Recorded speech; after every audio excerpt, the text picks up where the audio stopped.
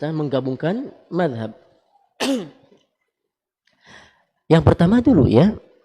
Jadi yang harus kita pahami tentang mazhab itu sendiri, bahwasanya itu adalah pemahaman para ulama. Ya, pemahaman para ulama ya. Kemudian ya setelah merujuk kepada dalil-dalilnya, kemudian para ulama berpendapat. Nah, maka pendapat inilah yang disebut dengan pendapat mazhab. Tapi ya kok bisa yang terkenal cuma 4 padahal ulama banyak? Ya, kita kenal ada Imam Al-Auza'i, ada Al-Imam Sufyan Ats-Tsauri dan juga yang lainnya ya, karena yang 4 inilah yang paling dijaga oleh para murid-muridnya sehingga sampai sekarang masih terjaga. Tapi yang 4 ini pun belum juga menjadi barometer ya, bahwasannya kita harus memilih salah satunya, karena al-wala dan baro kita bukan kepada mazhab tertentu tapi kepada Al-Quran dan juga As-Sunnah. Maknanya apa? Ketika ada pendapat mazhab yang mungkin kita itu lemah dan tidak selaras dengan dalil, maka wajib untuk kita tinggalkan demi menjaga wala dan baro kita terhadap Al-Quran dan juga As-Sunnah. Kemudian yang kedua, kalau seandainya makna menggabungkan mazhab tersebut seperti ini. Contohnya, nih contoh, anak ingin menikah, tapi orang tuanya nggak setuju. Kemudian Anda bilang kepada calon istri anak tersebut, gitu kan, kita nikah dengan gaya Hanafi, yang pernikahan sah tanpa wali.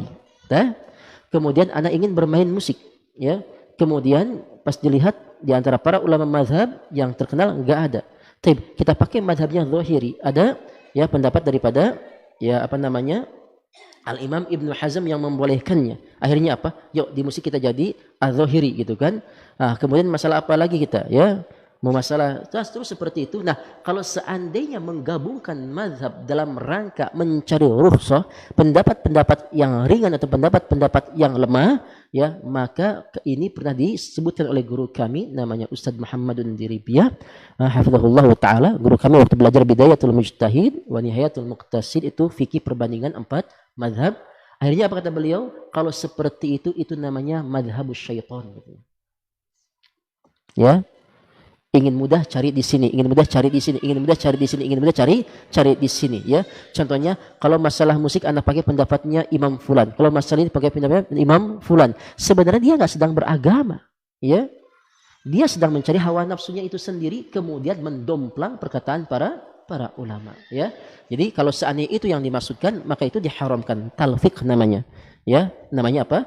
Namanya talfiq, ya. Jadi bermazhab itu boleh, tapi bermazhab itu tidak wajib, ya. Nah, seperti subhanallah ya, waktu kami dulu lagi bincang dengan salah satu guru kami, Ustaz Ali Hasan Bawazir, ya.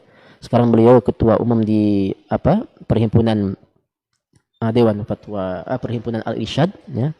Apa katanya? Kalau seandainya mazhab itu wajib, mazhab anggaplah adanya di zamannya Abu Hanifah. Dikatakan, kemudian Rasulullah mazhabnya yang mana katanya? Kan Rasulullah nggak bertemu dengan Imam Abu Hanifah. Berarti Rasulullah nggak. Nah, maka ya, jadi semuanya mazhab ini kembali kepada Al-Quran dan As-Sunnah. Yang salah itu adalah fanatik madhab. Ya, contohnya kita ambil contoh saja.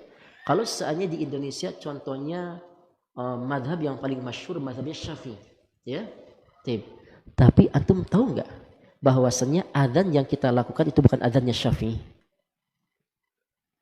Adzan yang sekarang ada ini itu adzannya Bilal, dan itu bukan adzannya Imam Asy-Syafi'i.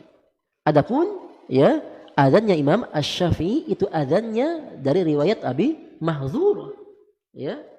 Nah, coba kalau antum gunakan pakai Imam Syafi'i, gimana coba, ya?